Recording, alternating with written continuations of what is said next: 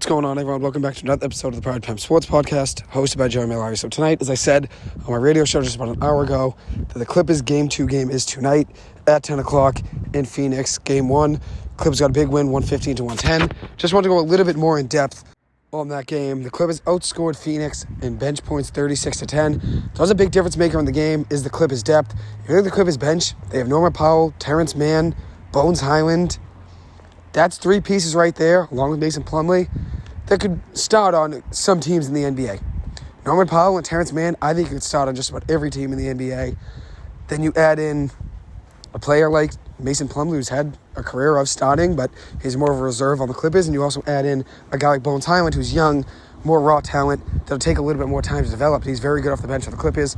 They outscored them 36-10 in bench scoring. 4 points from Landry Shamet off the bench for the Suns. 4 points from Landale, their backup big man. 2 points from Bismack Biyombo. And that's it. That's all they had from bench scoring. Terrence Ross had none in 4 minutes of action. Torrey Craig was the starter for them, so Josh Okogie came off the bench. No points for him. 1 rebound, 0 of 1 from the floor. The difference for the Clippers is their ability to score off the bench. And if you look at it, Norman Powell had 14 points off the bench. Bones Highland added in a 3. Terrence Mann had a good game for the Clippers off the bench. 10 points, 4 rebounds, 2 assists. Mason Plumlee had 7 points, 11 rebounds. The difference for the Clippers is they have depth. The Suns don't. The Suns bench is very limited, partly because they had to make the trade to get Kevin Durant from Brooklyn. You had to give up Cam Johnson and Mikal Bridges, 2 young bench pieces. Well, Bridges was a starter. Johnson even was a starter there, but 2 pieces you have to get rid of to get Kevin Durant. That leaves you with, one less piece on a team than you had before. So you're losing depth there. You're obviously getting a better player in Durant right now. Obviously gives you a better chance to probably win the NBA Finals. But when you make that trade, you do give up depth since you're giving up 2 players for 1. And if you look at what the Suns have on their bench, Cam Payne is their best bench player probably. He's out for tonight's game. The Clippers are without just Paul George. Everybody else is fully healthy. Marcus Morris, Nick Batum, Robert Covington, Terrence Mann, Bones Highland, everybody's healthy for the Clippers. Marcus Morris didn't get any minutes last game, so I'd imagine he's probably out of the playoff rotation, especially with how odd the situation was with him at the end of the season, having COVID and then having some sort of back spasms or light injury, misses the end of the regular season because of that, and didn't play at all last game. Robert Covington got no minutes last game. Love to see him get some more minutes, but we'll see what happens. But as for the Clippers, Kawhi Leonard was just on one in that game. He was unreal. He was just locked in. I think the Clippers really need that. They need him to take over. 38 points in that game, 5 rebounds, 5 assists, a block, and a steal. 13 of 24 shooting from the floor, 3 of 5 from 3. The Clippers need that. They need at least 30 to 35 out of him. That's obviously a lot to ask, but when you're Kawhi Leonard, you have the ability to take over a game. Everyone saw it when he was in San Antonio. Everyone saw it when he was in Toronto. And you see it now with the Clippers. He's back. And the Clippers need that, obviously. You also have Russell Westbrook, who, without Paul George, is taking the second most shots on the team, was 3 of 19 shooting, 1 of 6 from 3, added in 9 points, 10 rebounds, 8 assists, 3 blocks, and 2 steals. If you look at a stat line, you'd say he had a rough night, right? He had 2 huge free throws when the Clippers were only up by 1 with 17 seconds left, hit both of them, puts the Clippers up by 3, then gets the game-winning block, saves the ball in midair, throws it off of Devin Booker, gets the ball back for the Clippers, puts the game away.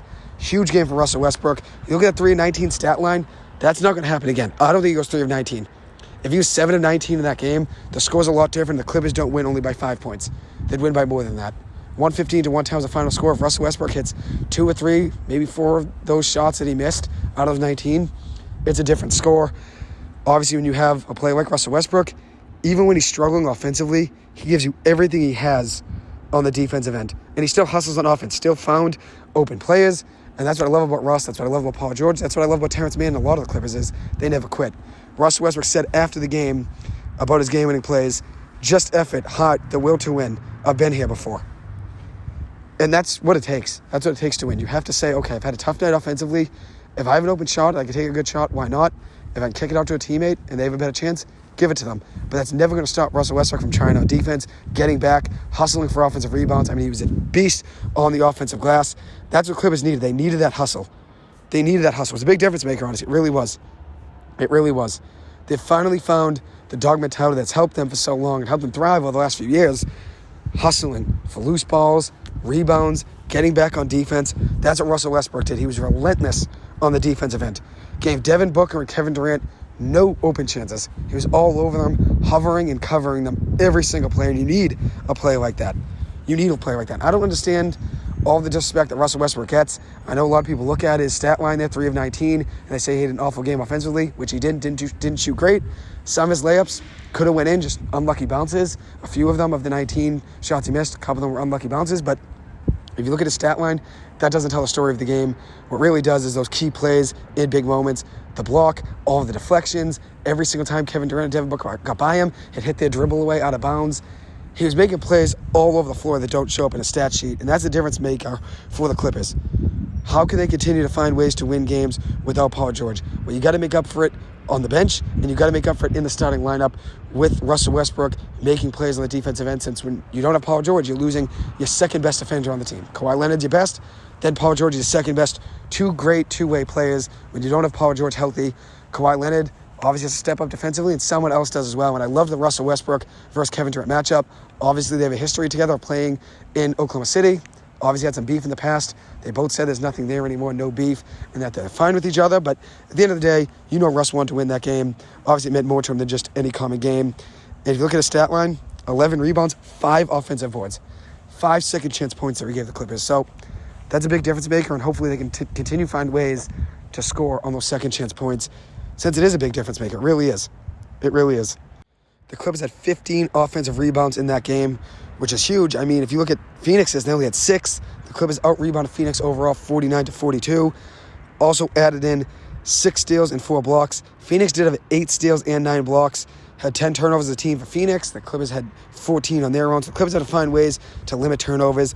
But if you look at points off of turnovers, the Clippers had 14 turnovers and had 15 points off turnovers. The Suns had 4 less turnovers, 10 turnovers for the Suns, just 5 points off of turnovers. So if you look at it, the Suns only had 5 points off the Clippers, 14 turnovers. The Clippers had 15 points off the Suns, 10 turnovers. The Clippers found ways, even when they turned the ball over, to get back on defense and make things hard on Phoenix. And if you look at it, that's accredited to Kawhi Leonard.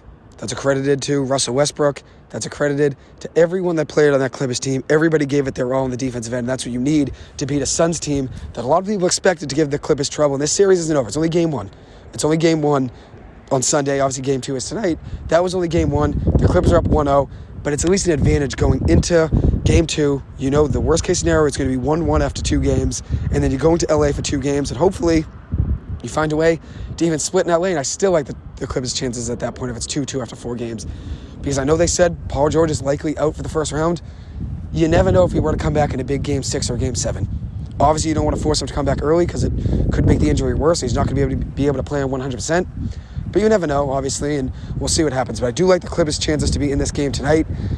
They're heavy underdogs in this game, 8.5-point underdogs. I think they'll be in this game. I think if you look at their hustle, their depth, I think that's going to play a big role in tonight's game. And if Devin Booker isn't scoring as well, and he's obviously not shooting as well this season from 3, didn't have any threes in that game the other night, and Chris Paul isn't the offensive player he once was. He obviously is still a playmaker and give you 10 assists a night. He even can give you 10 rebounds he did the other night as well. But the main player the Clippers have to worry about is Kevin Durant. After that, they don't have to worry as much about Ayton, Booker, and Paul. Obviously, those are 3 great players there. I'm not taking anything away from them, but the main worry for the Clippers is Kevin Durant, trying to contain him. After that, I think they'd like their chances. If they can contain Kevin Durant, keep him under 30, make it hard on him all night, I think the Clippers will be in good position. So we will see what happens in tonight's game. I was so thrilled with that win on Sunday night. Didn't really have words for it. Obviously, the heart was racing all game. The heart rate was through the roof in the last minute or 2 of that game after Russell Westbrook hit the 2 free throws and had the big steal against Devin Booker. Obviously, those 2 plays were huge in the game and obviously made things a little bit easier on me, but my heart was racing and was through the roof during that game. But it's such a huge win, made me so happy. As everyone knows that listens to this, I'm a huge Clippers fan. One of my favorite teams in all sports. I'd say it's the New York Giants and the LA Clippers. They're right there together. So as you could imagine, that game 1 win did mean a lot to me. And hopefully they can find a way to sneak out a win tonight. But if not, play good basketball, be in the game. And if the Clippers are in the game with about a minute or 2 left, I trust their mentality of hustle, energy, and relentless effort. I think they could be in this game no matter what happens. But hopefully they get a win tonight. But if not, continue to play the basketball they've been playing. It's a long series, a 7-game series. It's not going to be easy. It's going to be a dogfight every single game of this series, every single game of every series in the playoffs, in the NBA, and all of sports will be a dogfight. You know it's not going to come to you easy. So hopefully they find a way to win tonight. I'll keep you guys posted and give you a recap tomorrow. Anyways, it will conclude this episode. Thank you so much for taking the time to listen to this as always. I appreciate it and hope you guys have a good one. Thank you.